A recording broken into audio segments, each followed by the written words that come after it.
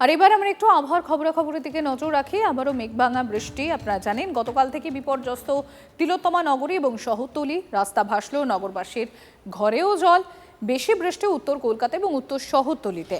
1 ঘন্টায় 130 মিলিমিটার বৃষ্টি বেলগাছিয়ায়, 1 ঘন্টায় 100 মিলিমিটার বৃষ্টি ঠনঠনিয়ায়। 1 ঘন্টায় 100 মিলিমিটার বৃষ্টি মানেই মেঘ ভাঙা বৃষ্টি।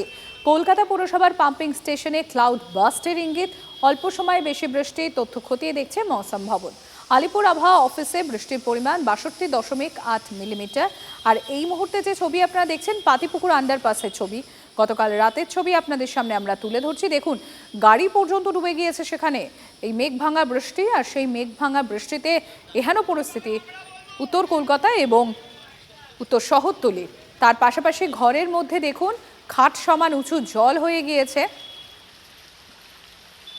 দেখতে পাচ্ছেন আপনারা সেই ছবি। একদিকে মানিকতলা, পাতিপুকুর, একাধিক জায়গার ছবি আপনাদের সামনে আমরা তুলে ধরলাম।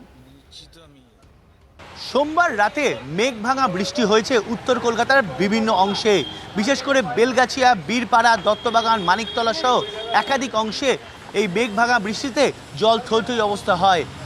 রাতভর বৃষ্টি চলায় রীতিমতো কেশবচন্দ্র সেন স্ট্রিট যেটা দেখা যাচ্ছে সেখানে জল থই থই হয়ে রয়েছে এবং বৃষ্টি থেমে গেলেও জল এখনও নামেনি।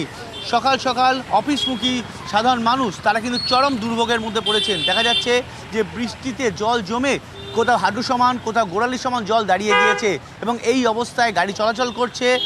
অটো থেকে রিক্সা তার নিজের পছন্দের মতো দর হাঁকাচ্ছে এবং দেখা যাচ্ছে গোটা এলাকা এভাবে জলমগ্ন।